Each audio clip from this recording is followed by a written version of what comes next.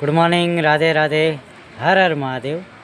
જ્યાં સુધી વ્યક્તિ પાસે આધ્યાત્મિક જ્ઞાન નથી ત્યાં સુધી વ્યક્તિ માયાના નશામાં ચૂર થઈને અહંકારી થઈ જાય છે.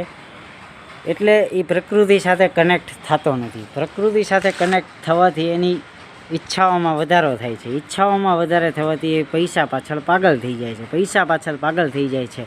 એટલે સંસારમાં એનો જે ઉદ્દેશ્ય છે એ ભૂલી જાય છે. આવું બધું થાય એટલા માટે જે માણસ બચપનથી ભક્તિ કરતો આવ્યો હોય અને જે માણસ બુઢાપામાં ભક્તિ કરે ને એ બે વચ્ચેના જીવનમાં જમીન આસમાનનો ડિફરન્સ હોય. માણસો અત્યારે એમ કહે છે કે એ બધી તમારી કરવાની ઉંમર નથી, પણ હવે એવું નથી ભાઈ. તમે અત્યારમાંથી પ્રભુ ભક્તિ કરો અને લાસ્ટમાં જઈને પ્રભુ ભક્તિ કરો, એમાં જમીન આસમાનનો ફરક પડે એવું મારું માનવું છે. એટલે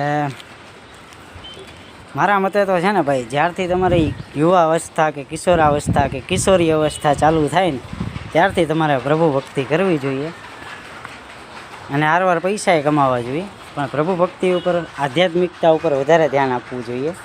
કારણ કે જો તમે એવું ન કરો તો તમે સંસારિક ક્રિયામાં છે ને લુપ્ત થઈ જાઓ. સંસારનો મોહ તમને લાગી જાય, બરાબર? એવું બધું થાય.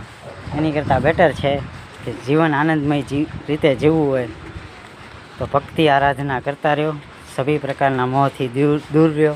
ડિટેચ થવાનું શીખો તમે લોકો. ડિટેચમેન્ટ લાવો, અટેચમેન્ટ નહીં લાવવાનું, ડિટેચમેન્ટ લાવવાનું. ડિટેચમેન્ટ તમે લાવો તો તમે જગ જીતી જાઓ. રાધે રાધે, હર હર મહાદેવ. વાત સમજાય તો લાઈક કરો, કમેન્ટ કરો, સબસ્ક્રાઈબ કરો. ઓમ નમઃ શિવાય.